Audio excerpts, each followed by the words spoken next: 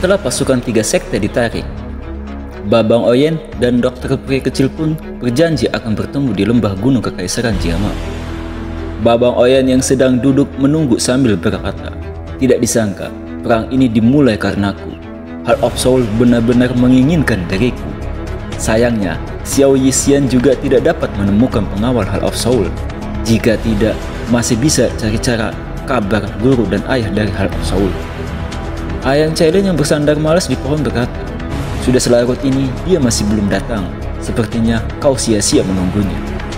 Babang Oyen menggelengkan kepala bawahnya dan berkata, "Sebenarnya kamu tak perlu ikut juga nggak apa-apa, Beb.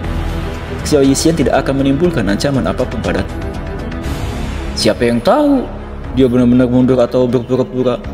Jika menggunakan kesempatan ini untuk membunuhmu, maka kekaisaran Jiama akan tamat, ucap Ayang Cailin memperingatkan. Babang Oyen pun hanya menggelengkan kepalanya. Tak berselang lama, terlihatlah dari jauh dan mendarat di lembah gunung dengan tampilan yang sangat cantik dan mempesona. Babang Oyen pun bangkit dengan semangat dan berkata, "Akhirnya kamu datang." Dokter peri kecil pun melihat Ayang Medusa, dan Ayang Medusa hanya membuang mukanya dengan dingin. Biasa, wanita kalau ada saingan cinta pasti merasa gundah gulana. Terjadi banyak pertengkaran setelah 3 sekte ditarik mundur. Jadi itulah penyebabnya aku datang terlambat, jelas Xiao Yixian. Babang Oyen pun bertanya, "Kenapa? Apakah mereka tidak mau mundur?" Sekte Jinyan dan Lembah Mulan sudah lama ingin menelan kekaisaran Jiama. Kesempatan ini tidak akan dengan mudah dilepaskan oleh mereka. Sekte Jinyan dan Lembah Mulan sangat bergantung pada Yan Laotian dan 3 tetua Mulan, jelas dokter kecil. Ayang Medusa yang dari tadi hanya menyimak kedekatan mereka berdua akhirnya sudah mulai panas dan tidak tahan lagi untuk ikut ngobrol bersama dengan mereka dan ngopi juga. Dia berkata, selama menyingkirkan orang-orang ini, kedua sekte tentu saja tidak akan berani menyerang lagi. Ketika Bebek Medusa berkata, pandangannya tertuju pada saingan cintanya, yaitu dokter peri kecil sambil menunggu reaksi apa yang akan dia lakukan. Namun karena dokter peri kecil tidak menanggapi ucapannya, Ratu Medusa pun mendekat dengan orang yang tidak bersahabat. Dokter peri kecil pun berkata dengan tenang, "Kenapa? Takut aku membocorkan informasi?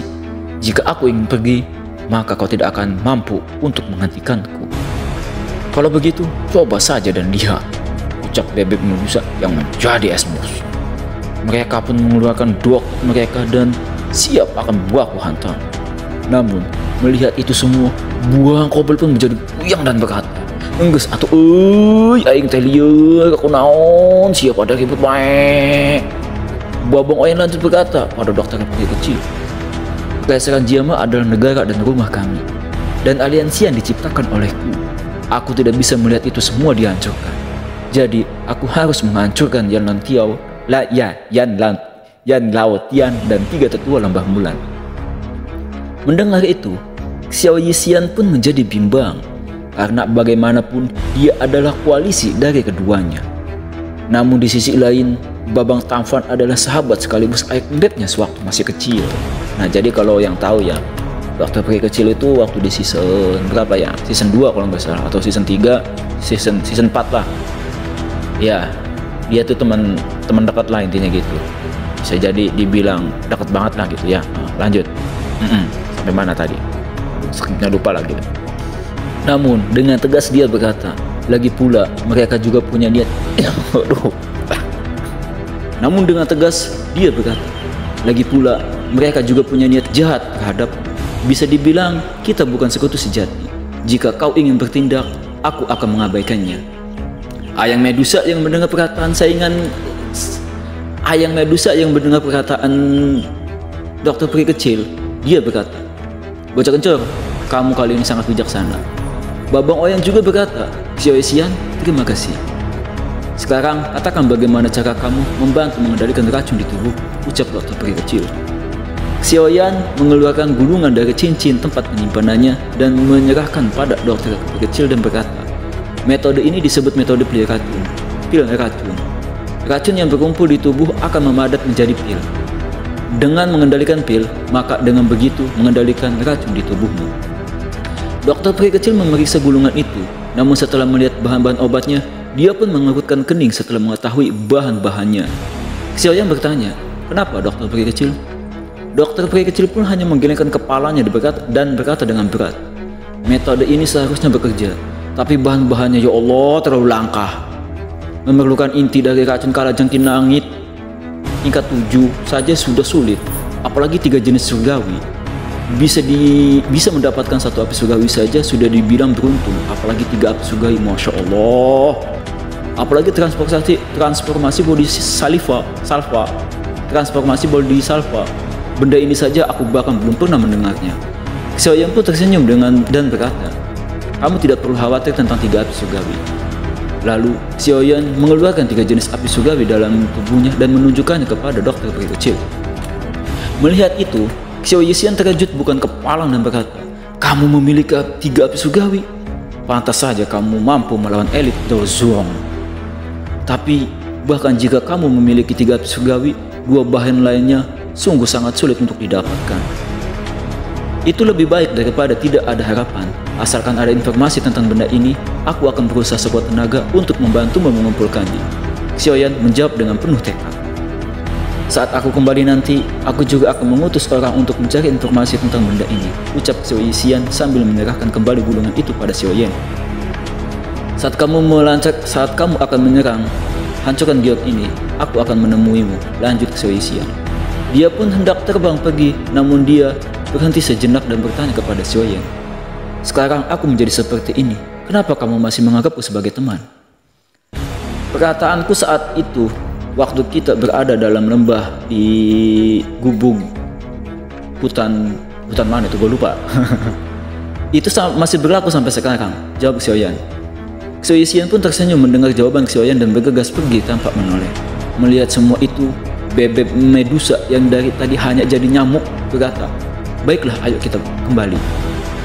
Namun, dia rupanya belum selesai mengeluarkan unek-unek di hatinya tentang keakraban Babang Oyen dengan dokter peri kecil. Dia pun berkata kembali, "Tak kusangka kamu punya banyak teman lama, dimanapun bisa bertemu kenalanmu." Babang Oyen pun menjawab sambil tersenyum, senyum sumringah, "Itu hanya teman lama sayang. Hanya saja aku tak menyangka dia akan menjadi seperti ini." "Kamu yakin dia bisa dipercaya? Dia itu tadinya musuh kita loh, Beb," ucap bebek Medusa khawatir. Babang Oyen pun berkata tanpa ragu, aku percaya padanya, Beb." Bebek Medusa juga membalas sambil menusuk, "Gua harap kau tidak salah menilainya. Dia berjalan pergi begitu saja, namun tiba-tiba berkata kembali, 'Besok kamu ikut denganku ya ke klan manusia ular. Beberapa tetua klan ingin menemuimu.'" Babang Oyen pun terkejut dan berkata, "Menemuiku?"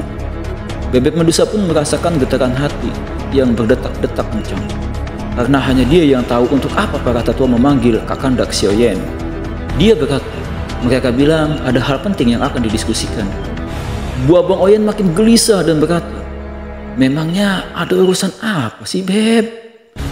Tinggal bilang, "Aku hamil sayang." Kayaknya susah gitu ya Cailin bilang kayak gitu. Ampun dah, ini video emang kagak sesuai sama chapter. Jadi ya yang tahu ya simak aja ya.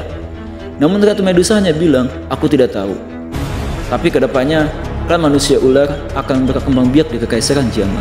Jadi para tetua cepat atau lambat akan bertemu denganmu." Babang Oyen berkata dengan tatapan yang penuh kasih sayang "Cailin, kamu dan klan manusia ular sangat berjasa." Bebek Medusa menahan senyum dan berkata, "Karena klan manusia ularku dan kekaisaran Jiangma adalah sekutu, tentu saja aku akan melindungi tanah ini." Xiaoyan pun berkata, "Klan manusia ular mementingkan persahabatan. Ayang Cailin, kau juga telah menyelamatkanku beberapa kali, membuatku tidak tahu harus bagaimana aku nanti membalasnya." "Cinta tak perlu balasan, karena hakikatnya cinta itu hanya tentang ketulusan," kata Bang Kobel. "Ikut ngobrol." Bebek Cailan pun jadi salah tingkah. "Aku melakukannya hanya demi pil pemulihan jiwa saja. Tapi kamu masih pantas menjadi temanku. Jangan biarkan para tetua menunggu lama besok." Emangnya Medusa itu gengsinya gelek. Beneran. Tinggal bilang, "Gua suka sama lu Xiaoyan." Gitu aja susah amat kayaknya ya. Oke, lanjut Bray. Bebek Medusa langsung pergi meninggalkan Babang Sioyan setelah berbicara. Babang Oyen berkata dengan semangat tinggi karena ada lampu hijau dari Bebek Cailin. Tenang saja, besok aku pasti akan datang. Sioyan pun menyusul Bebek Medusa. Nah, keesokan paginya, Sioyan dan Ratu Medusa tiba di camp manusia ular. Para penjaga pun menyapa sang ratu, namun banyak tatapan tidak senang akan kehadiran Babang Oyen tampan. Ketika baru masuk, Cailin berkata pada Sioyan, "Kamu tunggu di sini ya sayang, nanti aku panggil kamu untuk masuk." Setelah sang ratu pergi, tiba-tiba Sioyan merasakan gelombang serangan yang mengarah kepadanya. Sioyan pun langsung memblokir serangan itu menggunakan api surgawi miliknya dan berkata, "Woi, gila Lundro, jika datang kembali aku tidak akan lagi menahan diri." Ternyata itu adalah pria yang bertubuh kekar. Pria tubuh kekar itu menjawab, "Kalau begitu aku akan memberikan pelajaran matematika, bahasa Indonesia, bahasa Inggris, bahasa fisika, atau bahasa yang lainnya. Itu pelajaran buat kamu." Ketika mereka hendak saling menyerang, namun suara sang ratu terdengar dari dalam. "Berhenti, cukup. Mubasi, kamu semakin tidak tahu aturan. Mundur kamu, nyet." Pria kekar itu pun hanya mendengus ke arah Sioyan dan berlalu. Suara sang ratu pun terdengar kembali, namun ini agak lembut. "Sayang, silakan masuk." Babang tampan pun masuk ke dalam kamar. Babang tampan pun masuk ke arah suara sang ratu. Nah, sesampainya di dalam, Babang Oyen tertegun bukan main karena melihat sesosok wanita yang Masya Allah bikin kagak nahan cakapnya dan bohanya itu cewek ya. Gua juga kalau dikasih kayak gitu mah kagak bakal keluar dari kamar 7 hari 7 malam kayaknya. Namun Sioyan juga melihat ada 4 tetua dan bergumam, "4 dohuang puncak. Untungnya klan manusia ular sudah beraliansi dengan kekaisaran Jiama. Jika tidak, bukan main." Sioyan menyapa kepada 4 tetua. Aku, Sioyan, memberi hormat kepada 4 tetua klan manusia ular. Ketua dari tetua berkata, "Ketua aliansi Sio, aku adalah tetua besar klan manusia ular. Ketiga orang ini juga sama ketua klan.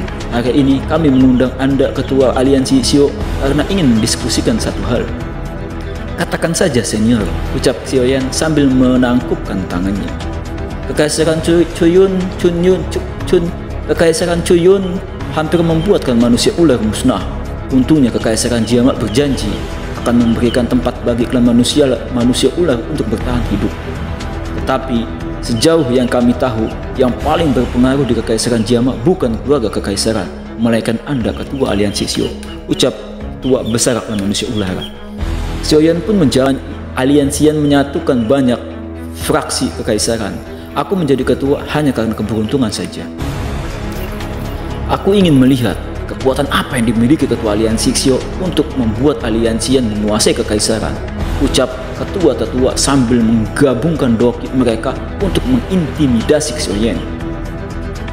Melihat itu, Sioyan pun berkata, "Klan manusia ular dan kekaisaran Jiama telah beraliansi. Jika menyerang tanpa alasan, takutnya akan merusak keharmonisan satu sama lain. Cailin pernah menyelamatkanku, tapi bukan berarti orang lain bisa memprovokasiku sesuka hati," ucap Sioyan tak kenal takut sambil mengeluarkan api surgawinya. Melihat perselisihan itu,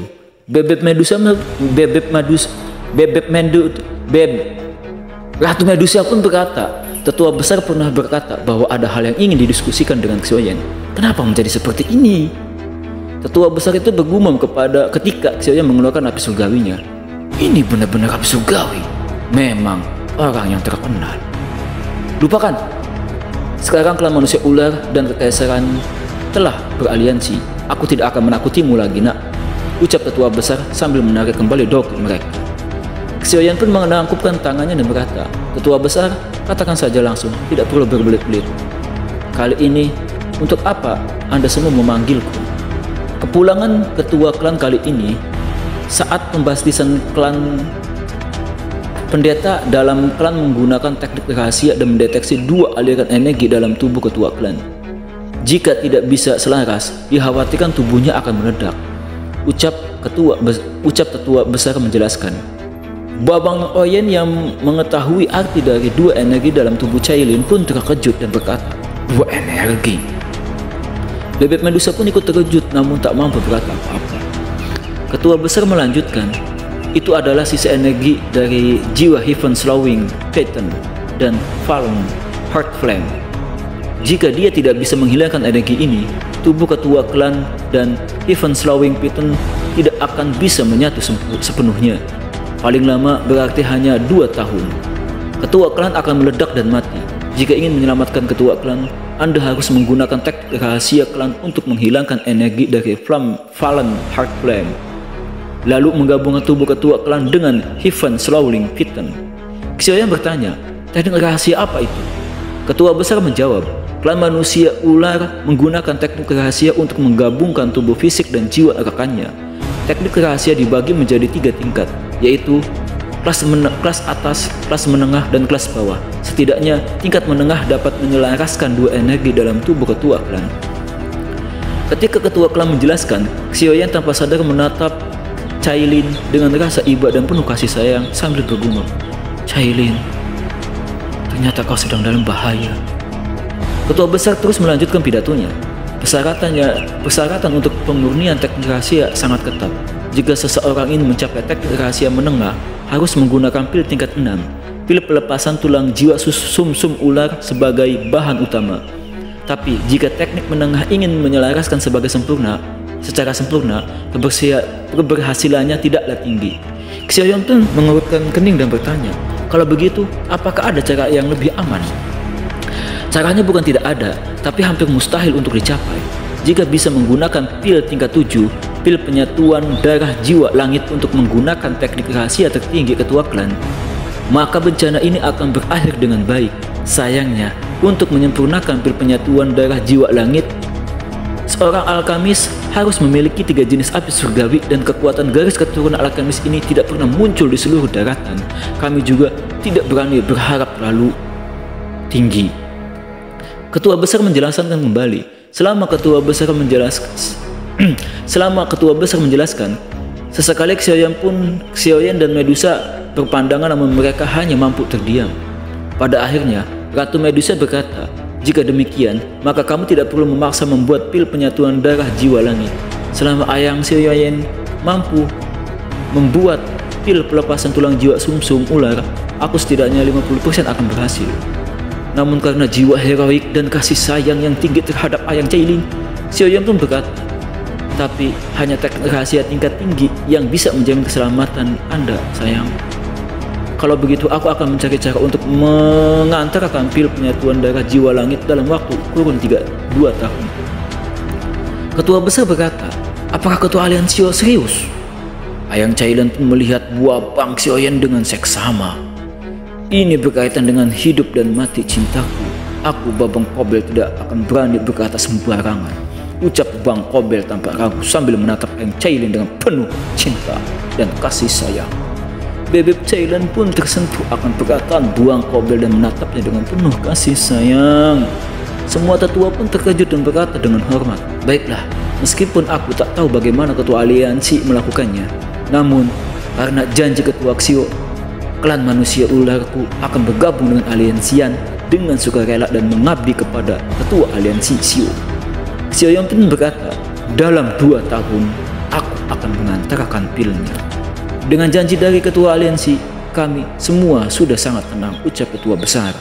Bebek Cailin memalingkan wajahnya, namun ia tersenyum bahagia di balik layar. Emang dua asal kayak Cailin nih ya. Nggak mau ketahuan bahwasannya dia tuh udah memang bener-bener ada rasa gitu lah Mas Xiaoyan. Susah amat untuk mengakui. Ketua besar pun mengeluarkan gulungan teknik itu lalu menyerahkan pada Xiaoyan sambil berkata, "Klan manusia ular tidak boleh kehilangan ketua klan. Semuanya akan diserahkan kepada ketua aliansi Xio." "Iya, mohon bantuannya," ucap para tetua lainnya. Xiaoyan hanya menganggukkan dan menangkupkan kedua tangannya, namun tanpa diduga, para tetua menghampiri Xiaoyan dengan gembira sambil mengajaknya untuk menikmati hidangan klan manusia ular. Nah, kalian bisa bayangkan kan ya, kita manusia biasa bertamu di klan manusia ular. Nah, terus kita disuruh mampir untuk mencicipi hidangan klan manusia ular. Nah, pasti di situ isinya banyak tuh. Ada anak kodok ya, ada anak ayam yang masih mentah, ya bayangin aja lah gitu kan. Nah itu Xiaoyan disuruh mampir, suruh mencicip hidangan kayak gitu tuh. Nah gitu ya. Setelah semuanya selesai, Cailin dan Xiaoyan berjalan bersama, namun tak ada suara di antara mereka. Mungkin jadi canggung ya, setelah ada perdebatan seperti itu, dan itu kan menjalin mereka berdua tuh. Nah, di situ dia ngerasa canggung kali ya. Namun Xiaoyan pun memberanikan diri untuk berkata, "Cailin, aku..." Namun sebelum Xiaoyan menyelesaikan kalimatnya, Bebek Cailin memotong. "Tenang saja, AA. Sekarang energi ini tidak dapat berbuat apa-apa padaku. Pengaruh kekuatan Heaven Swallowing Python semakin melemah kepadaku. Setelah kamu berhasil membuat pilnya, aku akan sepenuhnya menghilangkan sisa energi Valiant Heart Flame." Xiaoyan pun berkata, "Tidak perlu khawatir sayang, setelah bahan obatnya terkumpul, aku pasti akan segera membuat pilnya." Namun kalimat belum selesai dipotong kembali oleh sang ratu. "Kalau begitu terima kasih banyak. Aku cukup mengantar kamu di sini saja." Sambil berkata, ia pergi membelakangi Xiaoyan tanpa memandang ke belakang lagi. Xiaoyan pun ditinggal sendiri tanpa sempat membalas, hanya mampu bergumam, "Masalah membunuh atau tidak, lebih baik jangan sampai aku membiarkan dia pergi."